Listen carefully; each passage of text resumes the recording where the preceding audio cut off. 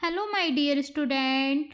आज हम इस वीडियो में D pharm first year pharmaceutical chemistry subject जिसके अंदर चैप्टर थर्ड को कंप्लीट समझेंगे आसान लैंग्वेज में, और उसमें किस तरीके के क्वेश्चंस आते हैं और किस तरीके का आपको आंसर पुट अप करना है, ये भी तरीका हम इसके अंदर समझेंगे।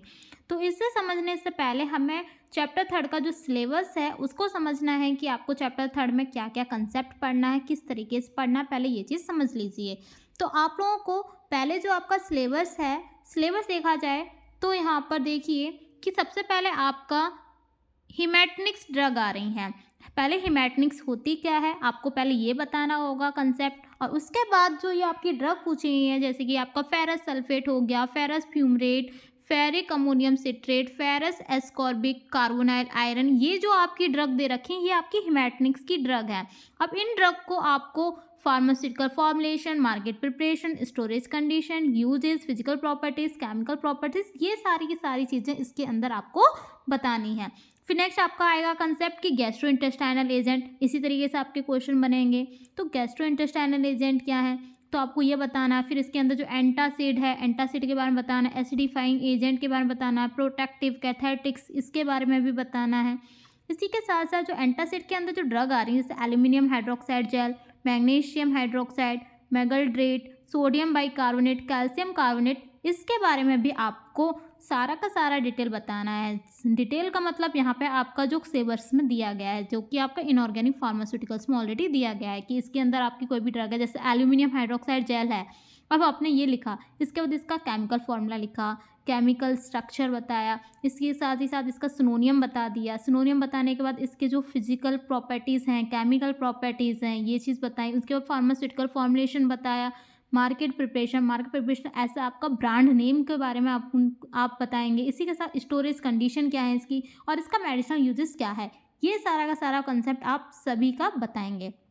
इसी के बाद फिर आता है आपका टॉपिकल एजेंट, नेक्स्ट टॉपिक, जिसमें आपका silver nitrate, ionic silver, chlorhexidine, gluconate, hydrogen peroxide, boric acid, bleaching powder, potassium permanganate, ये ड्रग हैं आपकी, जिसके आपको एक एक करके इनको भी डिटेल में बताना है।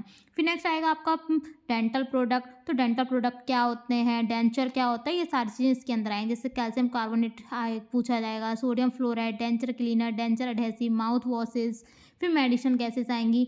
नेक्स्ट टॉपिक, तो मेडिसिन गैस में जैसे आपका कार्बन डाइऑक्साइड आएगा, नाइट्रस ऑक्साइड, ऑक्सीजन, ये सारा का सारा जो कंसेप्ट है आपका, ये सारा का सारा कंसेप्ट आपको क्वेश्चंस और उसके थ्रू आपको किस तरीके के आपको आंसर पुटअप करना है और कितना करना है, ये सारा का सारा इस वीडियो के अंदर आप समझेंगे, वो भी आसान लैंग्वेज में। तो फिर चलिए स्टार्ट करते हैं अपना पहले क्वेश्चन के साथ। तो आपका जो पहला क्वेश्चन पूछा जाएगा वो पूछा जाएगा कि डिस्क्राइब द हिमैटनिक्स विद एग्जाम्पल्स, यानी कि आप हिमैटनिक्स को एग्जाम्पल के साथ में आप अच्छे से समझाइए। तो आप सबसे पहले आंसर डालेंगे और जो आपका क्वेश्चन पूछा जाएगा वो क्वेश्चन का नंबर डालेंगे। फिर आप लिखेंगे हिमैटनिक्स हेडिंग, और हिमैटनिक्स लिखने के बाद फिर आप इसके बारे में बताएंगे। तो हिमैटनिक्स होती है क्या, आप वो समझिए। तो ये वे दवा या पोषक तत्व होते हैं जो ब्लड में हीमोग्लोबिन और आरबीसीज यानी कि रेड ब्लड सेल्स का फॉर्मेशन करने में हेल्प करती है। तो आप नॉर्मली समझ सकते हैं कि हिमैटनिक्स क्या है। हिमैटनिक क्या है, ये वे दवा होती हैं या वो पोषक तत्व हैं जो कि आपके ब्लड में हीमोग्लोबिन और आरबीसीज का फॉर्मेशन करने में क्या कर रही होंगी, हेल्प कर रही होंगी। और इनका यूज़ एनीमिया के इलाज में किया जाता है। और एनीमिया होता क्यों है, तो आयरन, जो आपका आयरन है, फॉलिक एसिड है ना, फॉलिक एसिड यानी कि विटामिन B9 और विटामिन B12, इनकी जो कमी हो जाती है जिसके थ्रू आपको क्या देखने को मिलता है, एनीमिया देखने को मिलता है। ठीक है, फिर नेक्स्ट रहता है इसमें कि इसका यूज़ एनीमिया के इलाज में किया जाता है, जो कि स्पेशली जब बॉडी में आयरन या विटामिन B12, विटामिन B9 की कमी हो जाती है तब हमें इसका यूज़ करते हैं। और इनका ब्लड फॉर्मिंग एजेंट भी कहा जाता है। अब देखो नॉर्मली लैंग्वेज में समझा जाए, मैं इसका कलर चेंज करती हूँ पहले। देखो अगर हमें यहाँ पे देखा है, ग्रीन कर देते हैं इसका कलर। अब देखो हिमैटनिक्स है क्या, नॉर्मली अगर आप समझें तो हिमैटनिक्स होता क्या है, तो हिमैटनिक क्या होती है, वे ड्रग होती हैं या फिर वे हमारे पोषक तत्व होते हैं जो कि हमारे ब्लड अब ब्लड में क्या रहती है, हीमोग्लोबिन रहती है, जिसका सिंपल क्या रहता है, एच बी रहता है। तो जो ब्लड में हीमोग्लोबिन और जो हमारे आरबीसीज होते हैं, इनका क्या करेंगी, पहले इनका तो फॉर्मेशन करेंगे, और फॉर्मेशन करने के बाद ही इसी के अंदर जो हमारा आयरन की कमी हो जाती है ब्लड में, है ना, ब्लड में आयरन की कमी हो जाती है, जिससे कि हमें क्या देखने को मिलता है, एनीमिया देखने को मिलता है। तो इसी को ठीक करने के लिए हम क्या करते हैं, इस हिमैटनिक्स का यूज़ करते हैं। ठीक है, ये चीज़ समझ में आई, ये टॉपिक की हिमैटनिक्स क्या होता है। और इसी तरह हिमैटनिक्स को हम एक और नाम से जानते हैं, जो होता है हमारा ब्लड फॉर्मिंग एजेंट। ठीक है, अब बात आती है नेक्स्ट इम्पोर्टेंस ऑफ हिमैटनिक्स की। हिमैटनिक्स की इम्पोर्टेंस क्या है, तो हिमैटनिक्स का इम्पोर्टेंस नॉर्मली आपको पता है, हीमोग्लोबिन का फॉर्मेशन कर रहा था, रेड ब्लड सेल्स का फॉर्मेशन कर रहा था। तो पॉइंट यही लिख दो कि हीमोग्लोबिन का बनाना, इसका ये इंपॉर्टेंस है। आरबीसीज का फॉर्मेशन करना, ये भी इसी का इंपॉर्टेंस है। और आयरन की कमी से होने वाले एनीमिया को भी ठीक करता है, ये भी बता दिया ऑलरेडी आपने, लेकिन इंपॉर्टेंस में भी ये चीज़ लिख देंगे। उसी के साथ बॉडी में ऑक्सीजन के ट्रांसपोर्ट को भी इम्प्रूव करता है, और जो हमें वीकनेस, फैटिग्यू, डिजीनेस को क्या करेगा, कम करेगा। क्योंकि ये क्या होगा, जब हमारा ब्लड में आयरन की कमी हो जाएगी तो नॉर्मली ये सारी चीज़ें आएंगी। वीकनेस मतलब थकावट होगी, थकान होगी, कमजोरी होगी, फैटिग थकावट, डिजीनेस मतलब चक्कर आना, ये सारी जो चीज़ें हैं इसमें क्या करता है, हिमैटनिक्स हेल्प करता है, यानी कि ये सारी चीज़ों को कम करता है। क्योंकि अगर हमें थकान होगी या फिर हमें कमजोरी होगी, चक्कर आएंगे, तो हमारी बॉडी में क्यों हो रहा था, आयरन की कमी की वजह से हो रहा था। जैसे अब ये इनको पूरी कैसे करेंगे, हमने हिमैटनिक्स दे दिया, हिमैटनिक्स से क्या हुआ, ये सारी हमारी जो डिजीनेस, थकावट और ये फैटिग्यू, वीकनेस, ये सब देखने को मिल रहा था, ये भी हमारा क्या हो जाएगा, ठीक हो जाएगा। फिर नेक्स्ट रहता है हमारी ड्रग्स नेम, यानी कि अब इनको जो हिमैटनिक्स है, हिमैटनिक्स में कौन कौन सी ड्रग हैं, और जो आपकी ड्रग हैं ये मोस्टली आपकी इसके अंदर 2 ड्रग आप देखेंगे, और दोनों ड्रग को आपको क्या करना होगा, एक्सप्लेन करना होगा।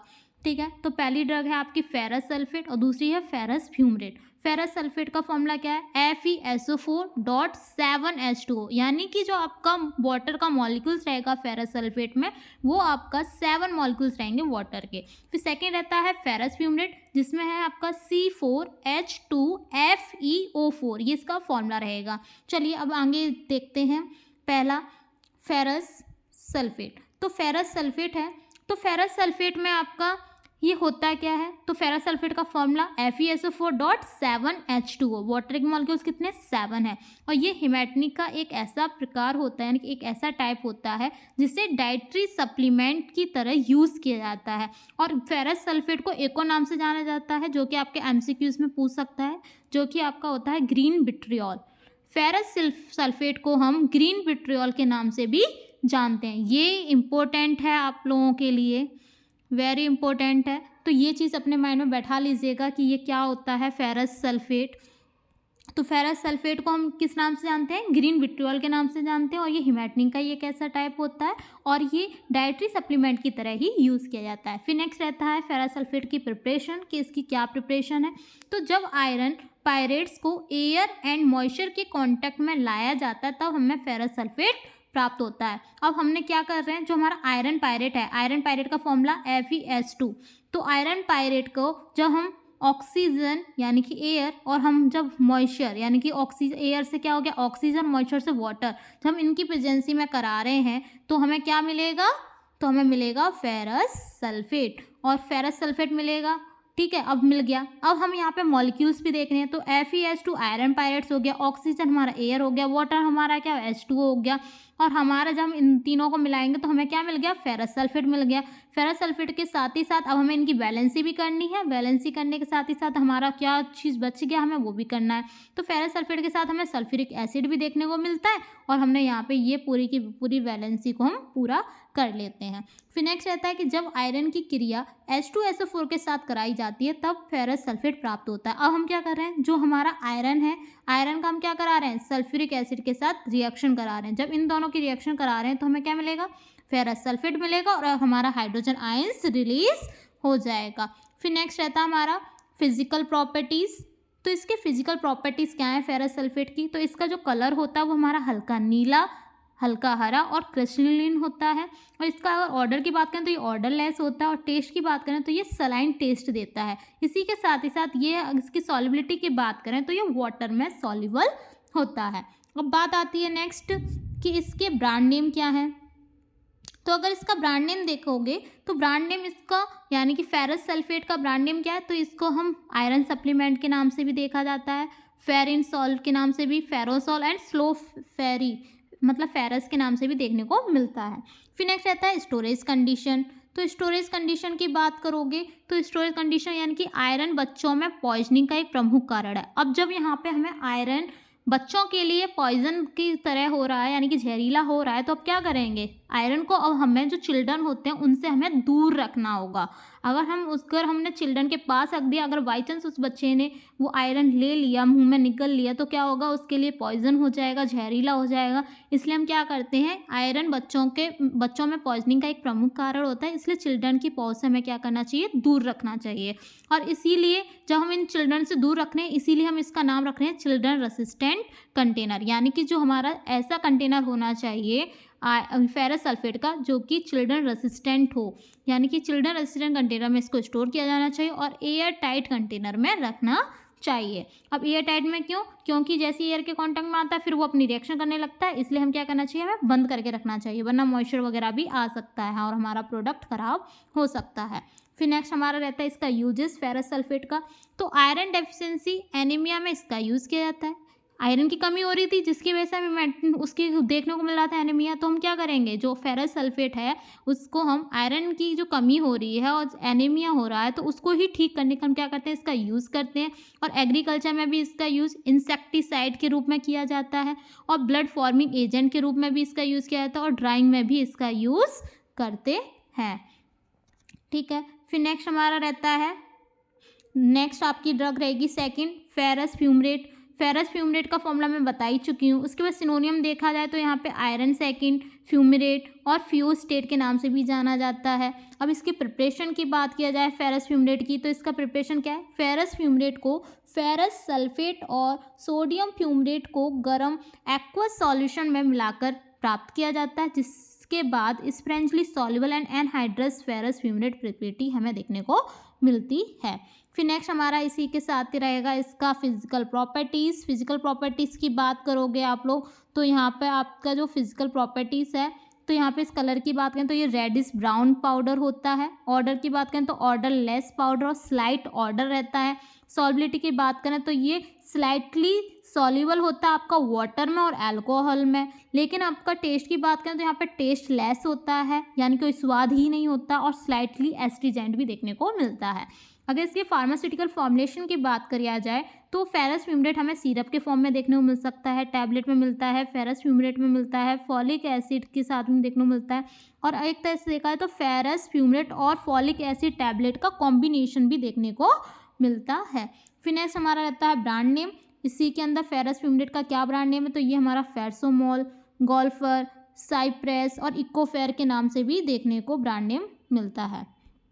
फिर नेक्स्ट रहती है इसकी स्टोरेज कंडीशन। तो स्टोरेज कंडीशन की बात करें तो इसे clean, dried and well close container में स्टोर किया जाना चाहिए और इसे कोल्ड प्लेस पर रखना चाहिए। फिर इसके यूजेस की बात करें तो आयरन की कमी से होने वाले एनीमिया के इलाज के लिए भी इसका यूज़ करते हैं। ठीक है, यहाँ पे ये हो गया। फिर नेक्स्ट हमारी आती है थर्ड ड्रग। थर्ड ड्रग में आपकी कौन सी, फेरस एस्कॉर्वेट। फेरस एस्कोरवेट की बात करें तो यहाँ ferrous ascorbate vitamin C and iron का कॉम्बिनेशन होता है और आयरन की कमी से होने वाले एनीमिया को ठीक करता है और बॉडी में आयरन के अब्जॉर्प्शन को भी बढ़ाने के लिए विटामिन सी को मिलाया जाता है। ठीक है, ये तो नॉर्मल है। फेरस एस्कोरवेट की क्या है कि फेरस एस्कोरवेट हमारा विटामिन सी और आयरन का कॉम्बिनेशन होता है और आयरन की कमी से होने वाले एनीमिया को भी ठीक करता है। इसी के साथ साथ हमारे बॉडी में जो आयरन का अब्जॉर्प्शन होता है उसको भी बढ़ाने में विटामिन सी को मिलाकर किया जाता है। फिर नेक्स्ट हमारी रहती है इसकी सिनोनियम कि फेरस एस्कोरवेट का सिनोनियम क्या है, तो ये हमें आयरन के नाम से देखने को मिलता है, एल एस्कोरवेट, एल एस्कोर्बिक एसिड और आयरन कॉम्प्लेक्स के नाम से देखने को मिलता है। फिर नेक्स्ट हमारा रहता है इसी के अंदर केमिकल फॉर्मूला। इसका जो फेरस एस्कोरवेट है इसका फॉर्मूला क्या है, C12H16FeO12 रहता है और इसका मॉलिक्यूलर वेट 406.08 ग्राम पर मोल रहेगा। अगर इसकी फिजिकल प्रॉपर्टीज़ की बात किया जाए तो अपीयरेंस यानी कि देखने में देखा जाए तो ये हमें डार्क पर्पलिश ब्लैक पाउडर देखने को मिलता है और टेस्ट की बात करें तो टाइपिकली फेरस साल्ट टेस्ट देता है। फिर नेक्स्ट हमारी रहती है प्रिपरेशन, कि इसकी किस तरीके की प्रिपरेशन है, किस तरह से हम बनाएंगे। तो इसमें देखो प्रिपरेशन, तो एल्कलाई और एल्कलाइन अर्थ मेटल साल्ट और इसके हाइड्रोक्साइड को फेरस सल्फेट के साथ रिएक्शन करके रिलेटेड फेरस साल्ट प्राप्त किया जाता है, जिसे एक्वस मीडियम में एस्कॉर्बिक एसिड के साथ थोड़ा एसिडिक और न्यूट्रल कंडीशन में रिएक्ट करके फिल्टर किया जाता है, जिससे मूल द्रव में फेरस एस्कॉर्बेट प्राप्त किया जाता है। यानी कि इसके अंदर क्या हो रहा है, जो हमारे एल्कलाइन हैं और एल्कलाइन हैं वो अर्थ मेटल साल्ट हैं, और इसी के साथ इसके हाइड्रोक्साइड को फेरस सल्फेट के साथ में रिएक्शन कराएंगे, जिससे हमें फेरस साल्ट मिलेगा। जैसे फेरस साल्ट मिलता है वैसे हम यहाँ पर एक्वस मीडियम में एस्कॉर्बिक एसिड के साथ थोड़ा सा एसिडिक और न्यूट्रल कंडीशन में रिएक्शन करके इसको फिल्टर कर देंगे। जैसे फिल्टर करेंगे वैसे हमें यहाँ पर फेरस एस्कॉर्बेट प्राप्त हो जाएगा। फिर नेक्स्ट हमारा रहता है यहाँ पे फार्मास्यूटिकल फॉर्मुलेशन। तो फार्मास्यूटिकल फॉर्मुलेशन की बात करें तो यहाँ पे हमें फेरस एस्कॉर्बेट कैप्सूल के रूप में भी मिलेगा, और ये हमें सिरप के रूप में भी देखने को मिलेगा। अब ब्रांड नेम की बात करें तो यहाँ पे फेरोजन XT, फेरनिक XT, फेब्रेट XT एंड क्रेप्टोफर XT के नाम से हमें देखने को मिलता है ब्रांड नेम में। और अगर स्टोरेज कंडीशन की बात करें तो इसे लाइट से बचाते हुए एयर टाइट कंटेनर में स्टोर किया जाना चाहिए, और इसे रूम टेम्परेचर पर भी रखना चाहिए। फिर नेक्स्ट हमारा रहता है यूजेस की बात करें हम यहाँ पर तो क्या रहेगा कि सप्लीमेंट आयरन की मुख्य एक्टिविटी आयरन की कमी से होने वाले एनीमिया को रोकथाम और उपचार में किया जाता है। यानी कि सीधी सी बात है, वही चीज़ें कि आयरन की जो कमी हो रही है तो उसको पूरा करने के लिए हम इसका भी यूज़ करते हैं। इसी के साथ ही साथ iron putative immune enhancing anti carcinogenic activity भी शो करता है। यहीं पे आपका ये जो आपका क्वेश्चन था पहला कि हिमेटनिक्स क्या है, क्या होता है, उसको समझाइए एग्जाम्पल के थ्रू, तो यहाँ पे आपका ये पहला क्वेश्चन कंप्लीट हो जाता है कि डिस्क्राइब द हिमेटनिक विद एग्जाम्पल। तो आपने हिमेटनिक्स बताएंगे, इंपॉर्टेंस ऑफ हिमेटनिक्स बताएंगे, आप इसके अंदर इसकी ये 2 ड्रग और इसी के साथ आपने ये तीसरी ड्रग आप इसके अंदर बता दीजिए। अगर आपको ज़्यादा लगता है और आपके पास थोड़ा कम क्वेश्चन है, मतलब ज़्यादा क्वेश्चन होते हैं लेकिन आप वहाँ पे नहीं कर पाएंगे, तो आप एक काम कर सकते हैं, यहाँ पे आप 1 या 2 ड्रग आप पूरी की पूरी एक्सप्लेन कर सकते हैं। फिर नेक्स्ट हमारा सेकंड क्वेश्चन रहता है define antacid agent with suitable example. यानी कि अब आपका दूसरा क्वेश्चन आ गया कि एंटासिड एजेंट क्या होते हैं और उनको एग्जाम्पल के थ्रू बताइए। तो एंटासिड क्या है आपको पता है ना, एंटासिड आप सुना हो आप लोगों ने घर पर भी कि खाली पेट दवा, मतलब खाली पेट कैप्सूल ले लो। तो खाली पेट कैप्सूल ले रहे हो तो वो कैप्सूल कौन सा है, किस चीज़ के लिए, एंटासिड के लिए तो है। यानी कि जो आपको गैस बन रही है सुबह सुबह या दोपहर में भी बन गई, या कोई भी एसिडिक हो गया, तो आप क्या करते हैं, आपने DSR ले लिया है ना, DSR ले लिया। DSR क्या है, खाली पेट दिया जाता है, वो भी क्या एक तरीके से एंटासिड ही है।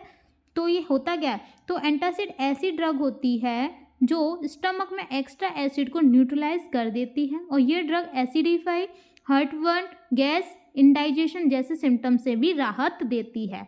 और एंटासिड वीक एल्कलाइन कंपाउंड होते हैं जिनका यूज स्टमक में HCl को न्यूट्रलाइज करने के लिए भी किया जाता है, और ये सब्सटेंस जो स्टमक की एसिडिटी को कम कर देते हैं, स्टमक और ड्यूडेनम के pH को इंक्रीज कर देते हैं। अब यहाँ पे क्या हो रहा है, यहाँ पे तो आपका जो pH बढ़ा हुआ था उसको क्या कर रहा है, कम कर रहा है, जिनका यूज़ हम क्या कर रहे थे, स्टमक के HCl को न्यूट्रलाइज करने के लिए कर रहे हैं। और ये सब्सटेंस क्या करते हैं, जो स्टमक की एसिडिटी को कम करते हैं और स्टमक और ड्यूडेनम में pH को इन्हांस कर देते हैं, और ये अतिरिक्त स्टमक के एसिड और न्यूट्रलाइज करते हैं और पेन और अल्सर से राहत देते हैं, और एंजाइम्स के वैक्सीन्स को इनएक्टिवेट कर देते हैं। और ये यूजुअली वीक बेस और वीक साल्ट होते हैं, और एंटासिड पाउडर और लिक्विड फास्ट काम करते हैं लेकिन ये बल्की होते हैं। अब यहाँ पे हम क्या देख रहे हैं, आपने क्या देखा नॉर्मली बताइए, देखो 1 मिनट,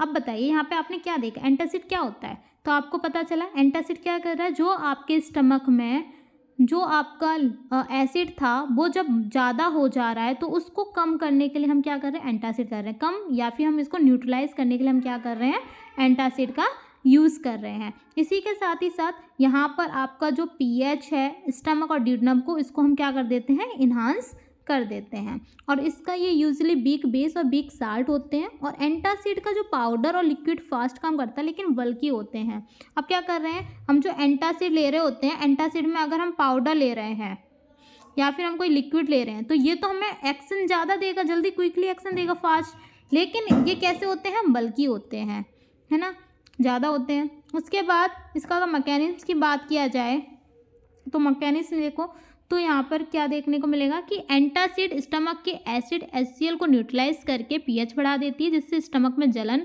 दर्द कम हो जाता है। क्या हो रहा है यहाँ पे एंटासिड, कि एंटासिड स्टमक के एसिड HCl को न्यूट्रलाइज कर रहा है। जैसे ही न्यूट्रलाइज करेगा मतलब यहाँ पे pH को बढ़ा देगा, जिससे स्टमक में जो आपकी जलन हो रही होगी, दर्द हो रहा होगा, उसको क्या कर देगा, कम कर देगा। ठीक है। उसके बाद यहाँ पे हम आइडियल प्रॉपर्टीज़ की बात करें तो आइडियल प्रॉपर्टीज़ में इनको लॉन्गर समय तक यूज़ किया जा सकता है। और किसको लॉन्गर समय तक यूज़ कर सकते हैं, एंटासिड को। ठीक है, तो एंटासिड को हम लंबे समय तक यूज़ कर सकते हैं। इनका pH रेंज हमारा 4 से 6 होना चाहिए और इनका यूज़ करने के बाद कॉन्स्टिपेशन का कॉज नहीं होना चाहिए। यानी कि जब आप एंटासिड ले रहे हैं तो एंटासिड लेने के बाद में हमें कोई भी कॉन्स्टिपेशन नहीं देखने को मिलना चाहिए। कॉन्स्टिपेशन यानी कि आपको कब्ज नहीं देखने को मिलना चाहिए। फिर नेक्स्ट, इनका एक्शन हमारा फास्ट होना चाहिए और इनका टेस्ट हमें स्वादिष्ट होना चाहिए। ऐसा ना हो कि उसका स्वाद कैसा हो, बिटर हो या सलाइन हो, जिससे क्या हो हमें अच्छा ना लगे और हम उसको लेने में दिक्कत हो पेशेंट को, है ना।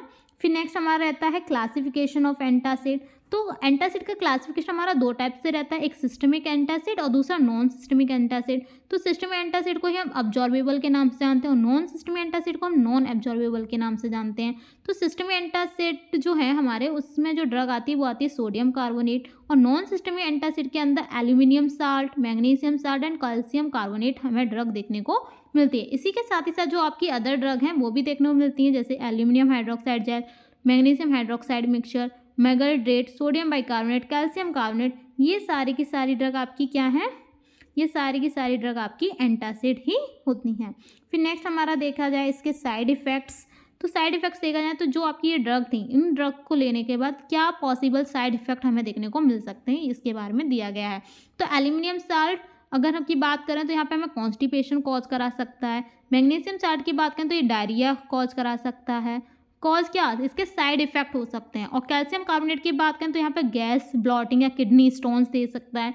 और सोडियम बाइकार्बोनेट की बात करें तो गैस, हाई सोडियम लेवल या एल्कलोसिस हमें देखने को मिल सकता है। एल्कलोसिस मतलब एसिड की क्वांटिटी हमें ज़्यादा देखने को मिल सकती है। फिर नेक्स्ट हमारा रहते हैं यूजेस, कि एंटासिड के क्या यूजेस हैं। तो ये इसका use peptic ulcer and gastro oesophageal reflux का इलाज करने के लिए किया जाता है। और भोजन के बीच हर्टबर्न और बढ़ती भूख की भावना का इलाज करने के लिए किया जाता है। गैस्ट्रिक एसिडिटी को कम करने के लिए, जिसके फलस्वरूप ड्यूडेनम और स्टमक के pH में वृद्धि करता है। और स्ट्रेस या अल्सरेशन की ट्रीटमेंट के लिए भी इसका यूज़ किया जाता है। और एनेस्थेशिया के दौरान एस्पिरेशन, न्यूमोनाइटिस से बचाने के लिए भी गैस्ट्रिक एसिड को न्यूट्रलाइजेशन करने के लिए यूज़ किया जाता है। इसी साथ साथ अगर आपका अधिक खाने से होने वाली अनकंफर्टेबल फीलिंग होती है तो उसको भी ठीक करने के लिए इसका यूज़ करते हैं। आप लोगों ने सुना होगा ना कि आज तो मैंने ज़्यादा खाना खा लिया है तो अब मेरा पेट बहुत ज़्यादा भारी हो रहा है, ऐसा लग रहा है कि बहुत ज़्यादा अजीब सा बेचैनी से हो रही है, तो क्या कहते हैं कि लो तुम DSR ले लो और तुम ठीक हो जाओगे, है ना। ऐसी तो बोला जाता है। DSR ऐसा नॉर्मल कि आपका खाली पेट ले लिया या फिर आपने ज़्यादा खा लिया तब भी आप ले लेते हो उसको, तो वो सब क्या करता है, आपको ठीक कर देता है, जिससे कि आपको जो अनकंफर्टेबल फीलिंग हो रही है उससे आपको राहत देता है। और DSR भी क्या आपका एंटासिड के अंदर आ रहा है ड्रग। फिर नेक्स्ट हमारी रहती है इसके अंदर आने वाली ड्रग एंटासिड के अंदर एल्यूमिनियम हाइड्रोक्साइड जेल। जो एल्यूमिनियम हाइड्रोक्साइड जेल का जो फॉर्मूला रहता है वो रहता है ALOH का होल थ्राइस। और यह एक प्रकार का एंटासिड होता है और यह बहुत ही क्विकली एक्शन शो करता है, यानी कि बहुत जल्दी फास्ट एक्शन देगा। जो एसिड की वजह से स्टमक में एसिडिटी बनती है या उसको कम करने का वर्क करता है। और जो लिक्विड एंटासिड होते हैं यह बहुत फास्टली एक्शन शो करता है। अगर यहाँ पे प्रिपरेशन की बात किया जाए तो प्रिपरेशन में क्या होगा कि हमने यहाँ पे एल्यूमिनियम क्लोराइड ले रहे हैं। एल्यूमिनियम क्लोराइड का हम अमोनियम हाइड्रोक्साइड के साथ में जैसे ही रिएक्शन कराते हैं वैसे हमें यहाँ पर एल्यूमिनियम हाइड्रोक्साइड देखने को मिलता है। इसी के साथ साथ हमें एक अमोनियम क्लोराइड भी देखने को मिलता है। ठीक है, तो ये तो इसका फॉर्मूला हो गया, मतलब इसकी जो प्रिपरेशन होगी। फिर नेक्स्ट हमारी रहती है फिजिकल प्रॉपर्टीज़। तो फिजिकल प्रॉपर्टीज़ की बात करें तो ये वाइट कलर का जेल होता है एसिड और एल्कलाइन में सॉल्युबल होते हैं। और इसका जो फार्मास्यूटिकल फॉर्मुलेशन की बात करें तो ये ओरल सस्पेंशन के रूप में हमें देखने को मिलता है। अगर यहाँ पे ब्रांड नेम की बात की जाए तो ब्रांड नेम में यहाँ पे नेफ्रॉक्स, एम्फोजेल और आपको एल्क्वायर के नाम से देखने को मिलेगा इसका जो ब्रांड नेम है। फिर नेक्स्ट हमारी बात करें इसकी स्टोरेज एंड स्टेबिलिटीज़ की, तो यहाँ पे स्टोरेज स्टेबिलिटी की बात करें तो इसे लाइट रेसिस्टेंट कंटेनर में कस कर रखना चाहिए। और इसका यूजेस की बात करें तो ये पेप्टिक अल्सर के ट्रीटमेंट में यूज़ किया जाता है, एंटासिड के रूप में यूज़ किया जाता है, एस्ट्रीजेंट के रूप में यूज़ किया जाता है और स्किन को प्रोटेक्ट करने के लिए भी इसका यूज़ करते हैं। फिर नेक्स्ट हमारी ड्रग आती है मैग्नीशियम हाइड्रोक्साइड, जो कि एंटासिड के अंदर ही आने वाली ड्रग है। तो मैग्नीशियम हाइड्रोक्साइड MgOH का होल ट्वाइस है, जिसमें मैग्नीशियम हाइड्रोक्साइड इनऑर्गेनिक कंपाउंड होता है जो कि वाटर में कम सॉल्युबल होता है और यह वाइट कलर का कंपाउंड होता है। अगर प्रिपरेशन की बात किया जाए तो यहाँ पे मैग्नीशियम ऑक्साइड को हम वाटर के साथ रिएक्ट कराते हैं तो हमें मैग्नीशियम हाइड्रोक्साइड देखने को मिलता है। अगर मैं यहाँ पर दूसरी, एक तो ये हो गया कि हम यहाँ पे मैग्नीशियम ऑक्साइड का हम वाटर के साथ करा रहे हैं तो मैग्नीशियम हाइड्रोक्साइड मिल रहा है। अगर दूसरा कंसेप्ट देखें तो यहाँ पे हम मैग्नीशियम सल्फेट का सोडियम हाइड्रोक्साइड के साथ रिएक्शन कराते हैं तब भी हमें यहाँ पर मैग्नीशियम हाइड्रोक्साइड देखने को मिलता है और सोडियम सल्फेट अदर कंपाउंड देखने को भी मिलता है। फिर नेक्स्ट हम बात करते हैं फिजिकल प्रॉपर्टीज़ की इसकी मैग्नीशियम हाइड्रोक्साइड की। तो हमें यहाँ पर देखने को मिलता है कि इसकी फिजिकल प्रॉपर्टीज़ में इसका जो कलर होता है, इसका कलर होता है वाइट, ऑर्डर लेस होता है और इसकी सॉल्युबिलिटी वाटर में बहुत ज़्यादा कम रहती है। फार्मास्यूटिकल फॉर्मुलेशन की बात करें तो ये च्यूबेबल फॉर्म में देखने को मिलता है और हमें सस्पेंशन के फॉर्म में भी देखने को मिलता है। अगर हम यहाँ पे इसके ब्रांड नेम की बात करते हैं तो इससे मिल्क ऑफ मैग्नीशिया के नाम से भी जानने को मिलता है और ये बहुत ज़्यादा इंपॉर्टेंट है आप लोगों के लिए MCQs के बेसिस पर, तो ये भी आप ध्यान रखें, इसको भी टिक कर लीजिएगा। फिर स्टोरेज कंडीशन की बात करें तो इसे टाइट लाइट रेसिस्टेंट के कंटेनर में रखना चाहिए और इसका यूज़ हम एंटासिड की तरह करते हैं, लैक्सेटिव की तरह यूज़ किया जाता है, कॉस्मेटिक में भी इसका यूज़ किया जाता है और इसका यूज़ हम वाइडली बेस्ड वाटर ट्रीटमेंट में भी किया जाता है और जो गोल्ड माइनिंग में भी इसका यूज़ किया जाता है एज वेल एज इसका यूज़ हम वेयर हाउसेस में भी करते हैं। फिर नेक्स्ट ये हमारा क्या हो गया, ये हमारा सेकंड क्वेश्चन कंप्लीट होता है कि एंटासिड क्या होता है, define antacid agent with suitable exam. ये हमारा क्वेश्चन यहाँ से ये यहाँ तक कंप्लीट हो जाता है, यहाँ तक कंप्लीट हो गया। अब नेक्स्ट हमारा आता है नेक्स्ट क्वेश्चन, वो है हमारा define topically agent with suitable example. तो टॉपिकल एजेंट होते क्या हैं, टॉपिकल ऐसा आप क्या जानते हैं टॉपिकल के बारे में, ज़रा कमेंट बॉक्स में बताइए। और अब चलो अब मैं समझाती हूँ टॉपिकल एजेंट क्या है। टॉपिकल एजेंट को लोकली यूज़ किया जाता है और बॉडी के जिस पार्ट को ट्रीट करना होता है वहाँ पर इनका टॉपिकल रूप से यूज़ किया जाता है और यह एजेंट केवल एक्सटर्नल पर्पस के लिए यूज़ किए जाते हैं और बॉडी के सरफेस पर इनका यूज़ किया जाता है, जैसे स्किन हो गया, म्यूकस मेम्ब्रेन होगी और म्यूकस मेम्ब्रेन लाइक ऐसा आपका वेजाइना, ईयर, आइस ETC। अगर एग्जाम्पल की बात करें तो यहाँ पर हम क्रीम्स यूज़ करते हैं, ऑइंटमेंट, आई ड्रॉप, लोशंस, इसका यूज़ किया जाता है, यानी कि ऐसे एग्जाम्पल ये हमारे रहते हैं। फिर अगर क्लासिफिकेशन की बात किया जाए तो क्लासिफिकेशन में हम देखते हैं यहाँ पर कि आपको प्रोटेक्टिव के रूप में देखने को मिलता है टॉपिकल एजेंट, एस्ट्रीजेंट के रूप में इमोलिएंट, डिमुलसेंट, एंटीमाइक्रोबियल। तो प्रोटेक्टिव में जो आपकी ड्रग आती है वो आती है जिंक स्टेरेट, टाल्क, आपका zinc oxide, silicone and polymer. Astringent की बात करें तो आपका zinc sulphate and alum. Emollient की बात करें तो lanolin, mineral oil, petrolatum, dimethicone. Demulcent की बात किया तो methyl cellulose, glycerine, propylene, glycol. अगर एंटीमाइक्रोबियल की बात की जाए तो यहाँ पे antiseptic, disinfectant, germicide, bacteriostatic, sanitisers हमें देखने को मिलता है। एंटीसेप्टिक में लाइक आपको boric acid, hydrogen peroxide, iodine compound. Disinfectant में alcohol, iodine, hydrogen peroxide. Germicide में povidone iodine, formaldehyde, silver mercury. Bacteriostatic में इथेनॉल, क्लोरहेक्सिडीन और सैनिटाइजर में आपको हाइड्रोजन पेरोक्साइड देखने को मिलता है। ठीक है, ये तो आपका ऐसा क्लासिफिकेशन हो गया। फिर नेक्स्ट हमारा रहता है आपका पहला कि इसी के अंदर जो आपने ये पॉइंट पढ़े थे कि इसके अंदर ये ड्रग है, तो पहले एक एक करके समझ लिए कि एक्चुअल में ये होता क्या है।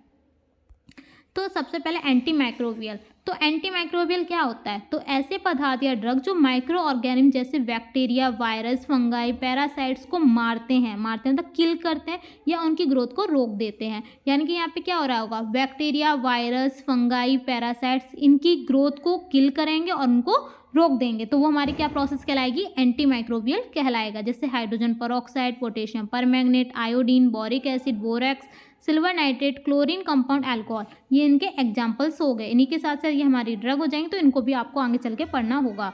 फिर एंटीसेप्टिक्स की बात करें तो ये वे ड्रग होती हैं जिसका यूज़ माइक्रो ऑर्गेनिज्म की ग्रोथ को रोकने या किल करने में यूज़ किया जाता है। ठीक है, यहाँ पे आप क्या कर रहे थे एंटी माइक्रोबियल में कि माइक्रो ऑर्गेनिज्म जैसे कि आपका बैक्टीरिया, वायरस, फंजाई, पैरासाइट्स को किल कर रहे हैं या उनकी ग्रोथ को रोक रहे हैं, और एंटीसेप्टिक में यानी कि आपका माइक्रो ऑर्गेनिज्म की ग्रोथ को रोकेंगे या फिर उसको किल करेंगे। फिर नेक्स्ट डिसइंफेक्टेंट की बात करें तो ऐसे केमिकल पदार्थ या कंपाउंड जिसका यूज़ इनएक्टिव सरफेस पर माइक्रो ऑर्गेनिज्म को इनएक्टिव या डिस्ट्रॉय करने के लिए यूज़ किया जाता है। जैसे कि आपने फर्स वगैरह को किलिंग करने की लाइजोल, फिनॉल वगैरह यूज़ करते हैं, इसी तरीके से। फिर नेक्स्ट आता है जर्मीसाइड कि ऐसे केमिकल फैक्टर जो पैथोजेनिक माइक्रो ऑर्गेनिज्म को नष्ट करते हैं, जर्मीसाइड्स कहलाते हैं। बैक्टीरियोस्टैटिक की बात करें तो आपने बैक्टीरियोस्टैटिक साइडल आपने सुना होगा, यानी कि एक स्टैटिक सुना होगा आप लोगों ने सफिक्स में, और एक आपने सुना होगा साइडल। तो साइडल क्या होता है और स्टैटिक क्या होता है, जहाँ पे भी आपका सफिक्स लग जाए। तो स्टैटिक का मतलब होता है रोकना, यानी कि इनहिबिट करना या फिर आपको वहाँ पे ग्रोथ को रोक देना। साइडल का मतलब क्या होता है, किलिंग करना। अब किल क्या करेगा, जो उसके आगे जो सफिक्स लगा होगा वो, जैसे कि बैक्टीरियोस्टैटिक हो गया, तो बैक्टीरियोस्टैटिक हो गया यानी कि बैक्टीरिया को रोक रहा होगा, ग्रोथ उसकी रोक रहा होगा। अगर बैक्टीरियोसाइडल यानी कि बैक्टीरिया की ग्रोथ को किल कर रहा होगा। अगर यहाँ पे आपका माइक्रोस्टैटिक हो गया यानी कि माइक्रो ऑर्गेनिम्स को वहाँ पे रोक रहा होगा। इस तरीके के आपके यहाँ पे ये रहते हैं। फिर नेक्स्ट हमारा रहता है इसके अंदर कि बैक्टीरियोस्टैटिक यानी कि ये वे ड्रग होती हैं जो बैक्टीरिया को किल कर नहीं करती हैं लेकिन ग्रोथ को क्या करेंगी, इनहिबिट करेंगी। और बैक्टीरियोसाइड में क्या होंगी कि वे ड्रग होती हैं जो बैक्टीरिया को किल करने में हेल्प करती हैं। अब इसके अंदर जो ड्रग आ रही हैं वो समझ लीजिए। तो इसमें जो ड्रग आ रही है वो आपकी आ रही है सिल्वर नाइट्रेट। सिल्वर नाइट्रेट का केमिकल फॉर्मूला रहता है AgNO3 और इसका मॉलिक्यूलर वेट 169.89 ग्राम पर मोल, और इसे हम नाइट्रिक एसिड सिल्वर के नाम से भी जानते हैं। अगर इसकी फिजिकल प्रॉपर्टीज़ की बात करें तो इसका जो कलर रहता है वो वाइट और कलरलेस रहता है और रोम्बिक क्रिस्टल फॉर्म में देखने को मिलता है। इसी के साथ इसका ऑर्डरलेस रहता है। टेस्ट की बात करें तो बिटर होता है और कास्टिक या मेटेलिक टेस्ट देता है। सॉल्बिलिटी की बात करें तो ये वाटर जब हमारा उबला हुआ होता है यानी कि बॉइलिंग वाटर में हाईली सॉल्युबल रहता है और अल्कोहल में कम सॉल्युबल रहेगा, और बॉइलिंग अल्कोहल में ये क्या रहेगा, फ्रीली सॉल्युबल रहता है। ये इसकी क्या हो गई, प्रॉपर्टीज़ हो गई, फिजिकल प्रॉपर्टीज़। केमिकल प्रॉपर्टीज़ की बात करें तो 212 डिग्री सेंटीग्रेड पर थोड़ा सा ये येलो पदार्थ में पिघल जाता है जो कि ठंडा होने पर एक वाइट क्रिस्टलिन द्रव्यमान पर जम जाएगा, जिससे कि हाई टेम्परेचर पर धीरे धीरे डिकम्पोज होकर नाइट्रोजन के ऑक्साइड को बना देता है। फिर नेक्स्ट प्रिपरेशन की बात करें, जैसे कि हमने यहाँ पे सिल्वर लिया और सिल्वर का हमने नाइट्रिक एसिड के साथ रिएक्शन कराई तो हमें यहाँ पे सिल्वर नाइट्रेट देखने को मिल गया। ठीक है, फिर नेक्स्ट हमारी रहेंगी इसकी फार्मास्यूटिकल फॉर्मुलेशन। तो फार्मास्यूटिकल फॉर्मुलेशन की बात करें तो यहाँ पे टॉपिकल एप्लीकेशन की तरह यूज़ किया जाता है, एप्लीकेटर स्टिक की तरह यूज़ किया जाता है। अगर हम यहाँ पे ब्रांड नेम की बात करें तो इसका ब्रांड नेम रहेगा सिल्वरेक्स, आयोनिक, आयोनिसिल, सल्फैक्स, डिमोर्गेड।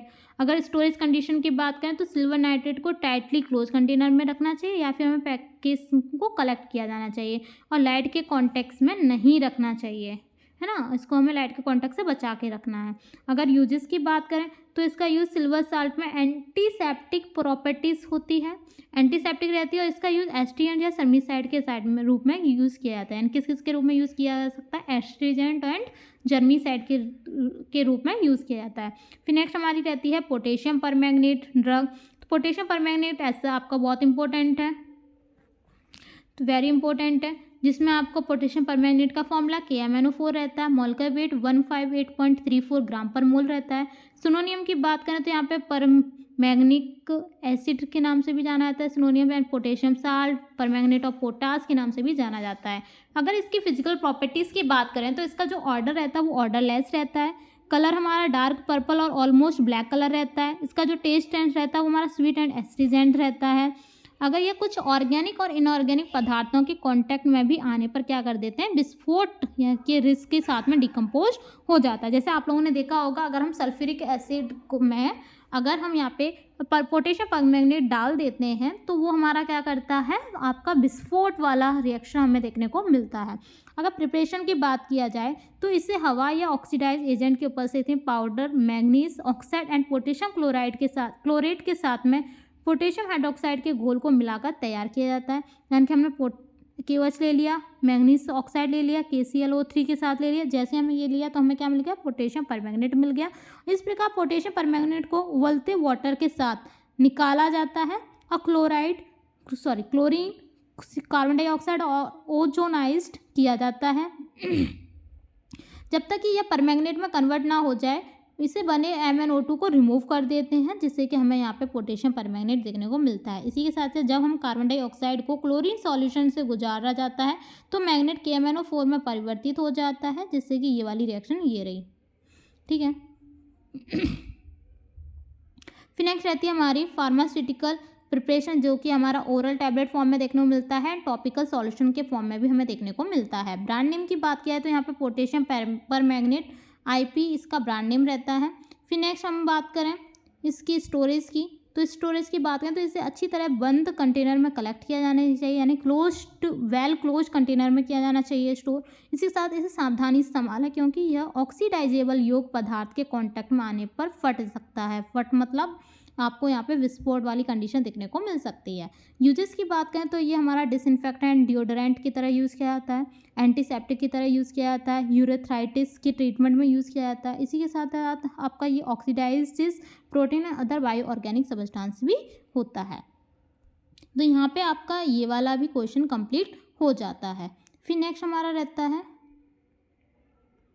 नेक्स्ट आपका क्वेश्चन है, एक मिनट, हाँ, नेक्स्ट आपका क्वेश्चन रहता है कि what are dental product, explain in detail about denture cleaner and mouth washes. आपको यहाँ पे आपको डेंटल प्रोडक्ट क्या होता है ये बताना है, इसके साथ ही साथ आपके denture cleaner and mouth washes को डिटेल में अच्छी तरह से समझाना है। तो यहाँ पे आपका डेंटल प्रोडक्ट, तो डेंटल हाइजीन को लॉन्ग समय से महत्वपूर्ण माना जाता है। यानी कि आपको छोटे बच्चे भी देखे होंगे ना, जब बच्चे होते हैं थोड़े धीरे जब उनके दांत आए तो क्या बोलते हैं कि दांत मांजो उसके बाद ही खाओ, है ना। तो यानी कि उसके दांत क्लीन कराते हैं, छोटे से उसके हैवी डलवा देते हैं, यानी कि उसकी हाइजीन को मेंटेन करा देते हैं। इसी तरह से हम यहाँ पे देखते हैं कि डेंटल हाइजीन को लॉन्ग समय से महत्वपूर्ण माना जाता है। और डेंटल हाइजीन बनाए रखने के लिए मार्केट में कई प्रकार के डेंटल प्रोडक्ट भी अवेलेबल होते हैं, और दांतों से रिलेटेड प्रोडक्ट को डेंटल प्रोडक्ट कहा जाता है। और ओरल हाइजीन बनाए रखने के लिए माउथ को क्लीन एंड बीमारी से फ्री रखना बहुत इंपॉर्टेंट रहता है। यह कॉमनली टीथ को ब्रूस करने और रेगुलर बेस पर दांतों के बीच में सफाई करके हासिल किया जा सकता है। ऐसे नॉर्मल आप लोगों को भी पता है, डेली लाइफ में भी आपने देखा है कि सुबह उठकर क्या करना चाहिए, दांत मांजना चाहिए, है ना, जिससे कीड़े नहीं लगेंगे, इसमें आपकी गंदगी नहीं आएगी, इस तरीके से बोलते हैं ना। तो ये सारी चीज़ें क्या है, आपकी डेंटल सेफ्टी के लिए ही है। और इसको इसी के हमारे मार्केट में बहुत सारे प्रोडक्ट होते हैं जिसे हम डेंटल प्रोडक्ट के नाम से जाना जाता है। और डेंटल प्रोडक्ट में जैसे कि आपको वहाँ पर पाउडर फॉर्म में भी देखने को मिल रहा है ना, आपको यहाँ वहाँ पर पेस्ट के फॉर्म में भी देखने को मिल रहा है, जैसे कॉलगेट पेस्ट हो गया, है ना, या फिर डेंटल पेस्ट हो गया, कोई भी। ठीक है। फिर नेक्स्ट हमारी बात आती है यहाँ पर टाइप्स ऑफ डेंटल प्रोडक्ट। तो टाइप्स ऑफ डेंटल प्रोडक्ट में जैसे एंटी कैरियस एजेंट होते हैं, डेंटिफ्राइसिस होता है, डिसेंसिटाइजिंग एजेंट होता है, सीमेंट एंड फ्लर होता है, एब्रेसिव होता है। ठीक है। तो अब ये होते क्या हैं, ये जो पांचों पॉइंट है वो होते क्या हैं, पहले इनको समझिए। तो एंटी कैरियस क्या है, तो एंटी कैरियस एजेंट क्या होते हैं, तो डेंटल कैरियस व दांतों की सड़न, टूथ डिके या दांतों की एक बीमारी होती है जो कार्बोहाइड्रेट पर माइक्रो ऑर्गेनिज्म पर क्रिया द्वारा प्रोड्यूस एसिड के कारण होती है, जिसमें हम इसको ठीक करने के लिए sodium fluoride and stannous fluoride का यूज़ करते हैं। फिर नेक्स्ट हमारी रहती है डेंटिफ्राइसिस। तो डेंटिफ्राइसिस क्या है, तो डेंटिफ्राइसिस ये वे पदार्थ होते हैं जिसका यूज़ टूथब्रश के साथ दांतों की एसेबलेस सरफेस को साफ व चमकाने के लिए किया जाता है। और ये जनरली पेस्ट, पाउडर, जेल और लिक्विड के रूप में भी देखने को मिलता है, जैसे calcium carbonate, calcium phosphate and sodium metaphosphate, ये हमारी हो गई ड्रग। फिर नेक्स्ट रहता है डिसेंसिटाइजिंग एजेंट। आपने सुना होगा ना कि क्या आपके टूथपेस्ट में नमक है, यानी कि आपके दांतों में जब झंझनाहट होती है तो पूछते हैं, तो ये दांतों की हाइपर सेंसिटिविटी को कम करता है। जब इनकी अदर सरफेस पर लगाया जाता है तो स्पेशली यह मसूड़ों की रेखा के पास इरोजन यानी कि जो चरण हुआ है उसको ठीक करने के लिए यूज़ किया जाता है। जैसे एग्जाम्पल में आपका strontium chloride and zinc chloride. Cement and फ्लड की बात की जाए तो डेंटल सीमेंट एक स्पेशल मटेरियल होता है जो कि दांतों के ट्रीटमेंट में यूज़ किया जाता है, जैसे zinc oxide, eugenol cement. And dental flower क्या है कि वे मटेरियल होते हैं जो टूथ कैविटी कीड़ा लगे हुए हिस्से को भरने के लिए यूज़ किया जाता है, जैसे डेंटल एमलगम एंड आपका कंपोजिट रेजिन। ठीक है। फिर नेक्स्ट हमारा रहता है एब्रेसिव। तो एब्रेसिव क्या है, तो यह डेंटल सर्विस का एक इम्पोर्टेंट पार्ट होता है और यह specially complete denture removal, partial denture, crown and bridge and direct dental जैसे डेंटल इक्विपमेंट की फिनिशिंग एंड पॉलिशिंग के लिए रिलेटेड रहते हैं। एब्रेसिव माने कि नॉर्मली है घर्षण, है ना, आपने सुना होगा घर्षण, तो बस वही। चलिए फिर नेक्स्ट हमारी आती है, इसमें जो ड्रग आती हैं वो ड्रग आती है आपकी कैल्शियम कार्बोनेट। तो कैल्शियम कार्बोनेट का आपका सिनोनिम होता है प्रिपेयर्ड चॉक, जिसका फॉर्मूला आता है CaCO3। मॉलिक्यूलर फॉर्मूला की बात करें तो 100.0169 ग्राम पर मोल रहता है। प्रॉपर्टीज़ की बात करें तो इसका जो कलर रहता है वो वाइट क्रिस्टलिन पाउडर रहता है, ऑर्डर लेस होता है, टेस्ट लेस होता है। सॉल्युबल की बात करें तो ये पार्शियली सॉल्युबल होता है हमारा डाइल्यूट HCl और नाइट्रिक एसिड के साथ, और इनसॉल्युबल रहता है हमारा वाटर एंड अल्कोहल के साथ में। इसी के साथ साथ इसकी प्रिपरेशन की बात करें तो कैल्शियम कार्बोनेट मुख्य रूप से नेचुरल खनिज स्रोतों से खनन और संशोधित किया जाता है, और इसे कैल्शियम हाइड्रोक्साइड बनाने के लिए पानी के साथ कैल्शियम ऑक्साइड को मिलाकर केमिकली बनाया जाता है, और इससे कैल्शियम कार्बोनेट लवण बनाने के लिए कार्बन डाइऑक्साइड के साथ में हम यहाँ पे क्या कराते हैं, रिएक्शन कराते हैं। फिर अगर यहाँ पे हम फार्मास्यूटिकल फॉर्मुलेशन की बात किया जाए तो फार्मास्यूटिकल फॉर्मुलेशन में जैसे टैबलेट, च्यूएबल, पाउडर फॉर्म में देखने को मिलता है। ब्रांड नेम की बात करें तो कैल्शियम कार्बोनेट, डॉक्सेल, काल्विडोन 600, ये भी इस ब्रांड नेम के नाम से हमें देखने को मिलता है। अगर स्टोरेज कंडीशन की बात करें तो वही सब में जो नॉर्मली रहता है, टाइटली क्लोज कंटेनर के रूप में इसे पैक किया जाता है, और इसका यूज़ हम एक्सटर्नली डेंटिफाइसिस के रूप में यूज़ करते हैं, और अधिकांश टूथपेस्ट के लिए डेंटल क्लीनिंग पॉलिशिंग एजेंट के रूप में भी यूज़ किया जाता है, और इसका यूज़ इंसेक्टिसाइड के रूप में किया जाता है, और इसका यूज़ एंटासिड और होम्योपैथिक मेडिसिन के प्रिपरेशन में भी इसका यूज़ करते हैं। ठीक है, फिर नेक्स्ट हमारी ड्रग रहती है सोडियम फ्लोराइड, जो कि आपकी बहुत बहुत बहुत इम्पोर्टेंट है। ये आपकी स्टार वाली ड्रग है जो कि मोस्टली कई बार आपके प्रीवियस ईयर क्वेश्चन पेपर में पूछी गई है, तो इस पर स्टार मार्क जरूर कर लीजिएगा। तो सोडियम फ्लोराइड होती क्या है, तो सोडियम फ्लोराइड का जो सिनोनियम होता है वो रहता है सोडियम मोनोफ्लोराइड, यानी कि सोडियम फ्लोराइड को हम सोडियम मोनोफ्लोराइड के नाम से भी जानते हैं। इसका फॉर्मूला रहता है NaF, और मॉलिक्यूलर वेट की बात करें तो 41.99 ग्राम पर मोल रहता है। कलर की बात करें तो ये कलरलेस रहता है, ऑर्डरलेस रहता है, और white powder crystalline powder form में रहता है। अगर सॉल्युबिलिटी की बात करें तो ये वाटर में सॉल्युबल है, लेकिन अल्कोहल में क्या रहता है, इनसॉल्युबल होता है, और लवण के घोल के एसिडिफिकेशन पर HCl बनाता है, और यह हमारा बीक एसिड और जहरीला होता है। इसी साथ साथ लवण का एक्वस सॉल्यूशन बेस सॉल्यूशन भी होता है। ठीक है, फिर नेक्स्ट इसकी प्रिपरेशन की बात करें तो इसे सोडियम कार्बोनेट के साथ HCl के रिएक्शन के साथ तैयार किया जाता है, और सोडियम फ्लोराइड बहुत ज़्यादा सॉल्युबल नहीं होने के कारण ये क्या करता है, प्रेसिपिटेट फॉर्म करता है। ठीक है, अगर इसमें ब्रांड नेम की बात करें तो ये सोडियम फ्लोराइड ड्रॉप होता है, डेंटिकेयर पायरोफ्रोजन के रूप में भी देखने को मिलता है ब्रांड नेम। फार्मास्यूटिकल फॉर्मुलेशन की बात करें तो dental paste, dental gel, dental cream, solution, drop, lozenges, इस तरीके से आपको देखने को मिलता है। इसी के साथ साथ अगर स्टोरेज की बात करें तो सोडियम फ्लोराइड का जलीय सॉल्यूशन यानी कि एक्वस सॉल्यूशन साधारण कांच की बोतल के साथ खराब कर देता है, इसलिए सॉल्यूशन को डिस्टिल वाटर में तैयार किया जाना चाहिए और डार्क पायरेक्स बोतल में कलेक्ट किया जाना चाहिए। अगर हमें यहाँ पे यूजेस की बात करें तो यूजेस में आपको देखने को मिलेगा कि यह दांतों के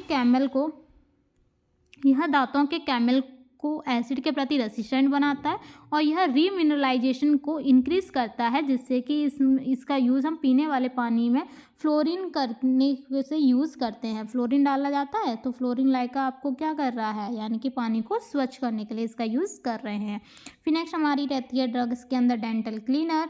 डेंटल क्लीनर लाइक आपका डेंटल क्लीनर का यूज़ डेंटल क्लीन करने के लिए किया जाता है। इसका मुख्य यूज़ डेंचर पर माइक्रो ऑर्गेनिज्म विशेष रूप से कैंडिडा एल्विकन्स के विकास को कंट्रोल करने के लिए किया जाता है, जिससे डेंचर से रिलेटेड स्टोमेटाइटिस यानी कि माउथ में एंड लिप्स की जो सूजन है उनको रोकने में इसका यूज़ करते हैं। अगर इंग्रेडिएंट्स की बात करें तो यहाँ पे sodium bicarbonate, citric acid, sodium permanganate और आपका EDTA यहाँ पे हमें देखने को मिलता है।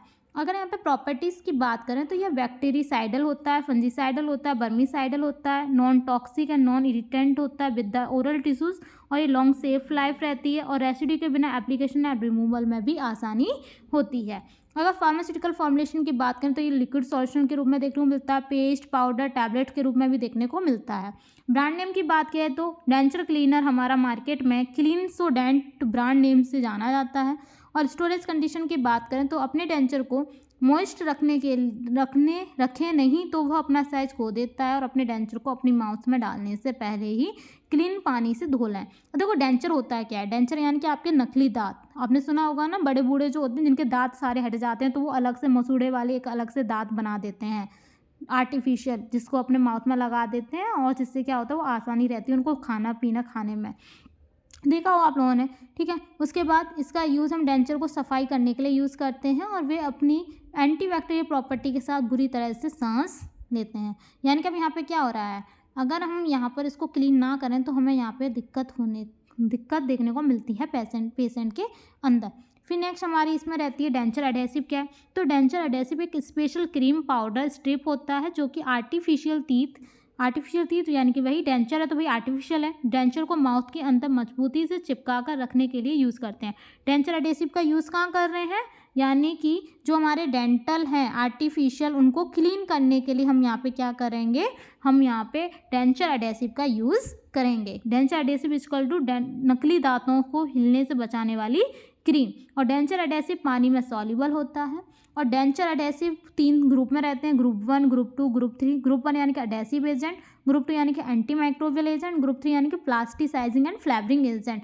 एडेसिव मतलब घर्षण, यानी कि इसमें tragacanth, gelatin, methyl cellulose drug use की जाएंगी। ग्रुप 2 में एंटी माइक्रोबियल एजेंट यानी कि ethanol and sodium tetraborate use की जाएगी। एंड प्लास्टिसाइजिंग और फ्लेवरिंग एजेंट के अंदर plasticising agent, flavouring agent like oil of peppermint, oil of wintergreen, wetting agent, ये सारी की सारी ड्रग आपको देखने को मिलेंगी। फिर इसके बाद आपका रहता है requirement of ideal denture adhesive, यानी कि डेंचर एडेसिव का क्या आइडियल रिक्वायरमेंट होता है। तो इसको समझने के लिए यहाँ पे जेल, क्रीम, पाउडर के रूप में अवेलेबल होता है। बायो कॉम्पिटेटिव, नॉन टॉक्सिक या नॉन इरिटेंट होना चाहिए। नॉन टॉक्सिक मतलब वो जहरीला नहीं होना चाहिए। नॉन इरिटेंट मतलब कि यहाँ पे आपको कोई भी इरिटेशन आपको कॉज नहीं होनी चाहिए जब आप डेंचर एडेसिव का यूज़ कर रहे हैं। फिर इससे नेचुरल ऑर्डर और टेस्ट होना चाहिए। और डेंचर को टिश्यू सरफेस पर लगाना और निकालना भी बहुत आसान होना चाहिए। और माइक्रोवेव ग्रोथ को डिस्चार्ज करना चाहिए। ऐसा ना हो कि माइक्रोवेव ग्रोथ होती रहे और आपका डेंचर हो गया है ना, तो ये चीज़ नहीं होनी चाहिए। तो फिर नेक्स्ट रहता है फार्मास्यूटिकल फॉर्मुलेशन। फार्मास्यूटिकल फॉर्मुलेशन की बात करें तो ये हमें पेस्ट, पाउडर, जेल के रूप में देखने को मिलता है। ब्रांड नेम की बात करें तो यहाँ पे फिक्सोडेंट, सीवोंड और आपका पॉलीग्रिप के रूप में हमें देखने को मिलता है। स्टोरेज कंडीशन की बात करें तो यहाँ पे इसे बच्चों और पालतू जानवरों से दूर रखना चाहिए। अपने डेंचर को पानी या डेंचर क्लीन सॉल्यूशन को मॉइस्ट रखने के लिए किया जाना चाहिए। और डेंचर को कभी भी गर्म पानी में नहीं रखना चाहिए क्योंकि ये मुड़ सकते हैं और अपना साइज़ खो सकते हैं। देखो ऐसे नॉर्मल समझो, अगर आपके पास जो डेंचर है, डेंचर आपका क्या है, आपके हाथ में आ जाता है, आर्टिफिशियल होता है जिसे आप मुंह में लगाते हैं, जिससे आपके दांत देखने को मिलते हैं कि हाँ आपके दांत हैं, लेकिन वो दांत कौन से होते हैं, नकली दांत होते हैं, है ना। तो जो आपका मसूड़े वाला जो दांत है ना, तो वो हमारा क्या कहला रहा है, आर्टिफिशियल वाला डेंचर कहला रहा है। हम उसको क्या बोल रहे हैं, डेंचर बोल रहे हैं। तो जो डेंचर है, जब अगर आप ऐसे ही अपने मुंह से निकाल के रख देंगे कहीं पर भी या नीचे साइड से, अगर वो बच्चों ने ले लिया या कोई भी आपके पालतू जानवरों ने ले लिया और उसे मुंह के अंदर दे लिया, तो क्या होगा, कोई भी अगर उसका पार्ट बॉडी के अंदर चला जाए तो नुकसान करेगा ना, कुछ दिक्कत होगी। तो उसी से क्या करना चाहिए, हमें ऑलरेडी बच्चों और पालतू जानवर से दूर रखना चाहिए। और जो हमारा डेंचर होता है उसको पानी में क्लीन सॉल्यूशन में मॉइस्चर रखना चाहिए। ऐसा ना हो कि, और जो हमारा डेंचर होता है उसको गर्म पानी में नहीं रखना चाहिए। अगर आप गर्म पानी में रखेंगे तो क्या होगा, वो हमारा अपना साइज़ खो देगा। साइज़ खो देगा मतलब वो जैसा है वो अपना वैसा नहीं होगा, क्योंकि भैया वो तो थोड़ा प्लास्टिक साइज़ में है, तो अगर वो बॉइलिंग में रखा जाएगा तो क्या होगा, थोड़ा सा मुड़ सकता है। तो क्या होगा, आपका डेंचर ख़राब हो जाएगा, आपका शेप बिगड़ जाएगा जो आपके माउथ का है। तो इस तरीके से हमें ये चीज़ नहीं करनी चाहिए। फिर नेक्स्ट रहता है यूजेस। तो डेंचर चिपकने वाले पदार्थ डेंचर मसूड़े या स्टेबल रखने के लिए हेल्पफुल होने चाहिए, हेल्प करता है, और इससे पेशेंट को खाने या बात करने में भी ज़्यादा कंफर्टेबल मिलता है। फिर नेक्स्ट हमारा टॉपिक आता है इसी के अंदर माउथ वॉशेस। तो माउथ वॉशेस क्या है, अरे एक मिनट, माउथ वॉशेस क्या है हमारा कि माउथ वॉशेस माउथ को क्लीन करने के लिए एक लिक्विड सॉल्यूशन होता है, और लिक्विड माउथ सॉल्यूशन का इस्तेमाल अक्सर दांतों को क्लीन करने के लिए किया जाता है। और एंटीबैक्टीरियल माउथ वॉश मसूड़ों के इन्फेक्शन में भी हेल्प करता है। इसी के साथ जो हमारे गार्गल्स हैं यानी कि गरारे करने में भी, गले की खराश को रोकने में भी हेल्प करता है। इंग्रेडिएंट की बात करें तो यहाँ पे flavouring agent, preservative, vehicle, sweetening agent, antiseptics आते हैं। फ्लेवरिंग एजेंट के अंदर आपका यूकैलिप्टॉल और मेंथॉल आता है। प्रिजर्वेटिव में सोडियम बेंजोएट आता है। वेहिकल में आपका वाटर आता है। स्वीटनिंग एजेंट में आपका सोडियम सैकरिन और सुक्रोज आता है। और एंटीसेप्टिक एजेंट में आपका फ्लोराइड देखने को मिलता है। ठीक है, फिर नेक्स्ट हमारी रहती है इसके अंदर आपकी प्रॉपर्टीज़। तो प्रॉपर्टीज़ में आपको देखने को मिलेगा कि क्लोरोफॉर्म में बेंजोइक एसिड को घोलें तो ग्लिसरीन डालें और मिलाएं। यानी कि आप क्या कर रहे हैं, आप एक प्रिपरेशन बना रहे हैं। तो प्रिपरेशन बनाने के लिए आपको क्लोरोफॉर्म लिया, क्लोरोफॉर्म के अंदर आपने क्या किया, benzoic acid solution, benzoic acid solution में आपने क्लोरोफॉर्म डाला। क्लोरोफॉर्म डालने के बाद इसके अंदर आपने क्या डाली, ग्लिसरीन डाली, और आपका क्या बन गया, पहला सॉल्यूशन बन गया। ठीक है, दूसरे में आपने क्या किया, आपने सिनेमन लिया, पिपरमेंट ऑयल लिया, फिनॉल लिया, इन तीनों को आपने मिक्स किया अल्कोहल में। मिक्स करने के बाद आपको क्या मिलेगा, आपको सेकंड सॉल्यूशन मिल गया। सेकंड सॉल्यूशन मिलने के बाद आपने अब क्या किया, जो आपका सॉल्यूशन एक था और सॉल्यूशन दूसरा था, आपने उन दोनों को मिक्स किया। मिक्स करने के बाद आपने उसको 2 घंटे तक उसको रख दिया, ठंडा कर दिया, कूल किया। कूल करने के बाद उसको आपने फिल्टर किया। फिल्टर करने के बाद आपका क्या हो गया, आपका माउथ वॉश बन गया। ठीक है, इस तरीके से आपकी ये प्रिपरेशन, आपकी ये तो आपको लिखने का तरीका है, और यह आपको ऐसा थ्योरेटिकल मतलब ऐसा आपको स्ट्रक्चर के बेसिस पर समझाया गया है। फिर नेक्स्ट रहती है आपकी प्रॉपर्टीज़। तो प्रॉपर्टीज़ में क्या है कि यह नॉन टॉक्सिक होना चाहिए, यह कम कॉस्ट का होना चाहिए, ओरल कैविटीज़ को परेशान नहीं करना चाहिए, और माउथ की दुर्गंध को भी छिपाने के लिए पर्याप्त मजबूती होनी चाहिए, क्विक एक्शन होना चाहिए। ऐसा ना हो कि हमने माउथ वॉश अभी यूज़ किया और वो हमारा 1 घंटे के बाद असर कर रहा है, नहीं ना। माउथ वॉश का काम क्या रहता है, तुरंत एक्शन दे, फास्टली एक्शन दे, है ना, इसलिए। फिर नेक्स्ट रहता है फार्मास्यूटिकल फॉर्मुलेशन।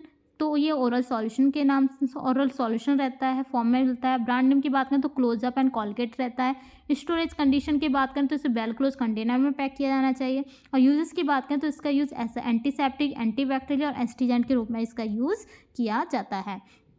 तो यहाँ पे हमारा ये भी क्वेश्चन कंप्लीट। फिर नेक्स्ट हमारा क्वेश्चन रहता है एक्सप्लेन द मेडिसिनल गैसेस, कि मेडिसिनल गैस क्या होती हैं। तो मेडिसिनल गैस क्या है, तो मेडिसिनल गैसेस को ऐसी गैसों के रूप में परिभाषित किया जा सकता है जो पेशेंट को डायग्नोसिस, चिकित्सा के लिए देने के लिए पैक करके निर्मित की जाती है। इन्हें दवा माना जाता है और बिना चिकित्सक की एडवाइस के इनका यूज़ अनसेफ होता है। ऐसा नहीं है मेडिसिनल गैस का यूज़ आप खुद ही कर लें, नहीं ना। आप मेडिसिनल गैस का यूज़ तभी करेंगे जब आपको कोई भी जो हमारे फिजिशियन हैं उनके थ्रू ही आप जब वो प्रिस्क्राइब करेंगे तभी आप उसका यूज़ करेंगे, वरना वो पेशेंट के लिए अनसेफ रहता है। फिर नेक्स्ट रहता है इनहेलेशन गैसेस सब्सटेंस होती है और जो कि नोज एंड ट्रोकिया के मीडियम से बॉडी में एंटर करती है। क्या हो रहा है यहाँ पर कि ये इनहेलेशन गैसेस सब्सटेंस होता है, यानी मेडिसिनल गैस क्या है, आपकी इनहेलेशन गैसेस सब्सटेंस है जो कि आपकी नोज एंड ट्रोकिया के मीडियम से ही वो आपकी बॉडी के अंदर एंटर करेगी। ठीक है, जिससे कि आपकी इसमें जो आती हैं ड्रग, मतलब जो ड्रग हैं आपकी मेडिसिनल गैसेस, जैसे आपका oxygen, carbon dioxide, nitrous oxide inhalation के रूप में यूज़ किया जाता है जाने वाली गैस है। ये हमारी मेडिसिनल गैसेस के एग्जांपल्स भी हैं। तो अब यहाँ पे हमारी पहली गैस आती है मेडिसिनल गैस, जो कि हमारी क्या है, ऑक्सीजन, जो कि आपको भी पता है ऑक्सीजन हमारी लाइफ के लिए बहुत ज़्यादा हेल्पफुल है ना। विदाउट ऑक्सीजन के तो काम होगा नहीं। लेकिन अब यहाँ पे दवा क्यों यूज़ कर रहे हैं, क्योंकि आपने सुना होगा ना कि इस पेशेंट के अंदर क्या है, ऑक्सीजन की कमी हो रही है, ऑक्सीजन दो, जल्दी से ऑक्सीजन दो। तो ऑक्सीजन देना मतलब क्या है, आपको मेडिसिनल गैस ही यूज़ कराई जा रही है जो कि आपकी ऑक्सीजन है। तो मॉलिक्यूलर फॉर्मूला आपका O2 रहता है। मॉलिक्यूलर वेट की बात करें 32 ग्राम पर मोल रहता है। प्रॉपर्टीज़ की बात करें तो ये ऑर्डरलेस, टेस्टलेस गैस होती है और ये सामान्य टेम्परेचर एंड प्रेशर पर वाटर और अल्कोहल में सॉल्युबल होती है और ऑक्सीजन को कम टेम्परेचर और हाई प्रेशर पर लिक्विफाइड किया जा सकता है। ठीक है, फिर नेक्स्ट हमारी रहती है इसके अंदर प्रिपरेशन की, इसको हम किस तरीके से बनाएंगे। तो ऑक्सीजन की प्रोडक्शन की मुख्य प्रयोगशाला विधि बेस और एसिडिक एक्वस सॉल्यूशन का इलेक्ट्रोलाइसिस होता है और यह हाइड्रोजन आयंस कैथोड की ओर पलायन करते हैं, जहां वे एक इलेक्ट्रॉन प्राप्त करते हैं और हाइड्रोजन मॉलिक्यूल्स का निर्माण करते हुए वो न्यूट्रल एटम में कन्वर्ट हो जाते हैं। कन्वर्ट होने के बाद हाइड्रोक्साइड आयन पानी और ऑक्सीजन के निर्माण के साथ में एनोड पर डिस्चार्ज हो जाता है। जैसे ये आपका ये पूरा का पूरा रिएक्शन में दे दिया गया है। यहाँ पे 2H2O 2H plus 2OH negative, cathode की बात करें तो ये, और एनोड की बात करें तो यहाँ पर ये कंडीशन आपने देखने को मिलती है। स्टोरेज कंडीशन की बात करें तो स्टोरेज कंडीशन में आपका मिथाइल सिलेंडर में कंप्रेस करके स्टोर किया जाना चाहिए। मेटल सिलेंडर में कंप्रेशन करके स्टोर किया जाना चाहिए।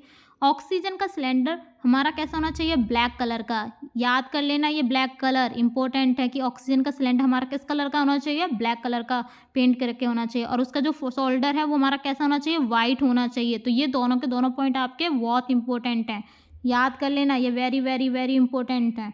ठीक है, फिर नेक्स्ट हमारा रहता है ऑक्सीजन का नेम एंड सिंबल सिलेंडर के शोल्डर पर पेंट से स्टैंड किया जाना चाहिए और सिलेंडर वैल्यू वॉल्व पर इस पर स्टंप लगाई जानी चाहिए जिससे कि लगे कि हाँ ये ऑक्सीजन है।